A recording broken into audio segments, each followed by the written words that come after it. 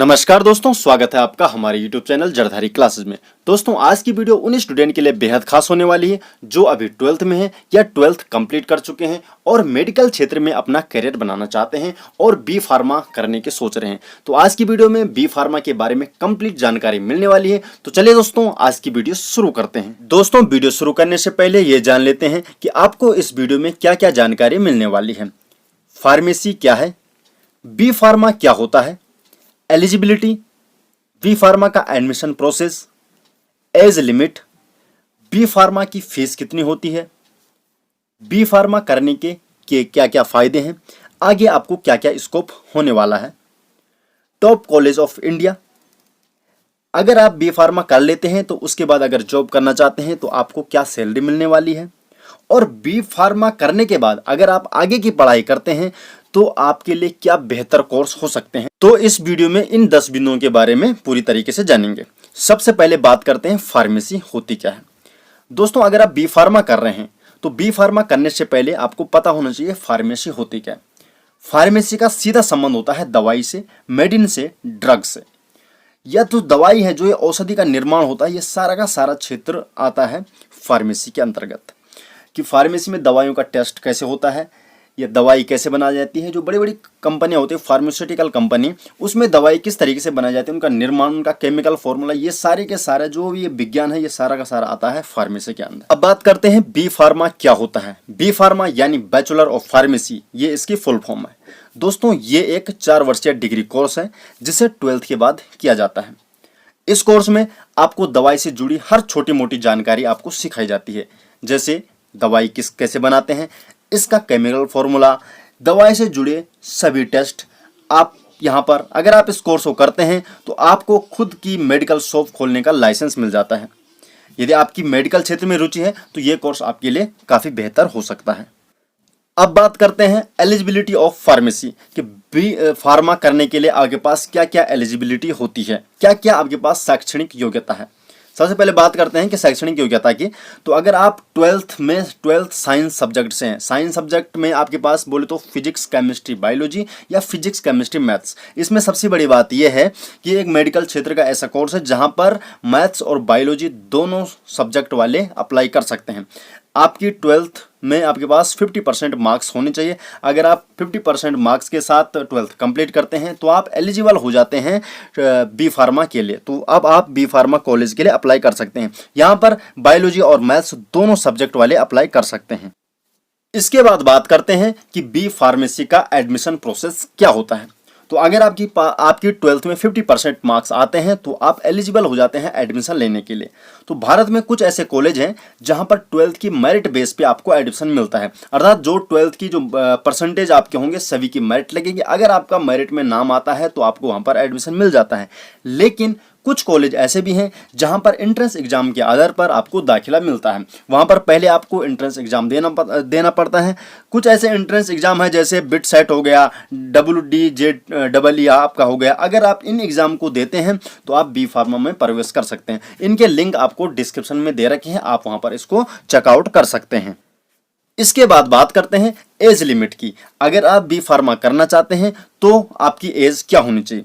तो अगर minimum age की बात करते हैं तो सभी मेडिकल क्षेत्र में जाने के लिए आपके पास मिनिमम एज 17 साल होनी चाहिए। अगर आप 17 साल से कम उम्र के हैं तो आप इसमें एडमिशन नहीं कर सकते हैं। लेकिन अपर एज की यहाँ पर कोई ज़्यादा बात नहीं है। लेकिन कुछ कॉलेज ऐसे भी हैं जो 28 से 34 साल इन्होंने अपर एज रखी है कि अगर आपकी एज 28 या 34 साल से ऊपर हो गई है तो आप बी फार्मा में एडमिशन नहीं ले सकते हैं।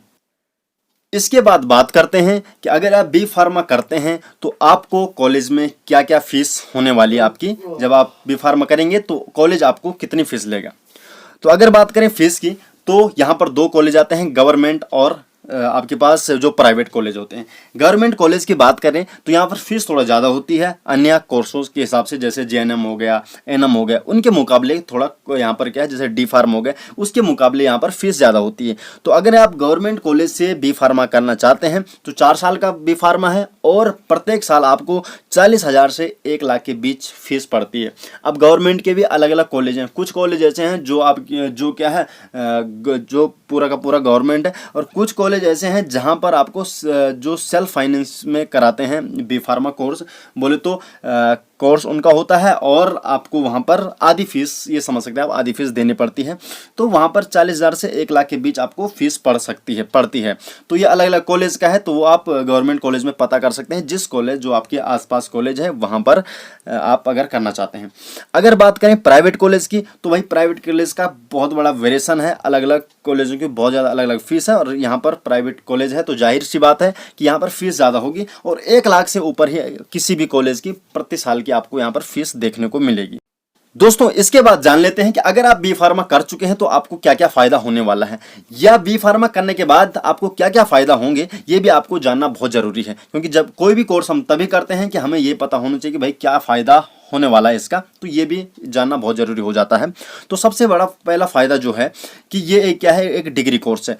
तो जब ये एक डिग्री कोर्स है तो ग्रेजुएशन का कोई भी कोर्स जो होता है, चाहे आपका बीएससी हो गया, बीए हो गया, तो जैसे वो एक डिग्री कोर्स है, तो डिग्री कोर्स करने से जो स्कोप आपको मिलते हैं वो इस कोर्स को करने से भी आपको मिलेंगे। बोले तो बीएससी करने के बाद जो स्कोप होगा वो बी फार्मा करने के बाद भी होगा, बीए करने के बाद जिस फॉर्म को आप भर सकते हैं तो वो क्या है, बी फार्मा करने के बाद ही भर पाएंगे, क्योंकि एक डिग्री कोर्स है। तो डिग्री कोर्स करने के बाद जो भी फायदा आपको मिलेगा तो बी फार्मा में भी आपको वो फायदा मिलने ही वाला है। तो ये तो एक कॉमन फायदा हो गया, तो ये कोई ज्यादा बड़ा नहीं। दूसरा जो फायदा है, बी फार्मा करने के बाद आप केमिस्ट के तौर पर काम कर सकते हैं।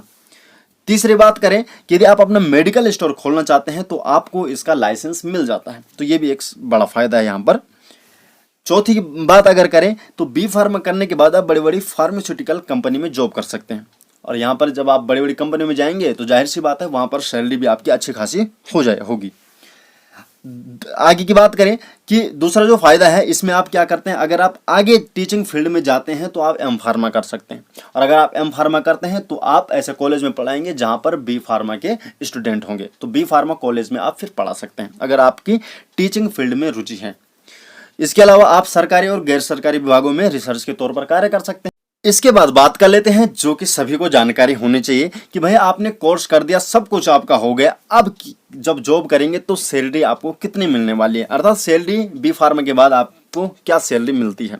तो भाई अगर आप किसी टॉप कॉलेज से करते हैं और वहां पर कोई कंपनी आती है, आपको पैकेज के हिसाब से ले जाती है, तो वो अलग बात है कि अलग अलग कॉलेजों का क्या क्या पैकेज होता है। लेकिन अगर आप जनरली कहीं से बी फार्मा कर रहे हैं और अगर आप जा रहे हैं किसी प्राइवेट कंपनी में जॉब करने के लिए, तो आपको कितनी सैलरी मिलेगी, ठीक है। तो इस बारे में थोड़ा बात कर लेते हैं। तो अगर आप किसी भी कंपनी में जाते हैं तो शुरुआत में 10 से 15 हज़ार से आपकी जॉब शुरू हो जाती है, और अगर आपका काम ठीक ठाक रहा तो प्राइवेट कंपनी में ये होता है, अगर आपका काम ठीक ठाक रहा है तो उस हिसाब से आपकी सैलरी बढ़ेगी, ठीक है। तो जनरली आप जब भी जाते हैं तो 10 से 15 हज़ार से आपकी शुरुआत होती है, और या तो आप अपनी मेडिकल शॉप खोल सकते हैं क्योंकि आपको लाइसेंस मिल ही जाता है, और अगर आपको अपना मेडिकल शॉप खोलते हैं तो भाई आप फिर जगह के हिसाब से जो भी आपका स्थान है उसके हिसाब से ही आप वहाँ पर क्या है आपकी इनकम शुरू होती है।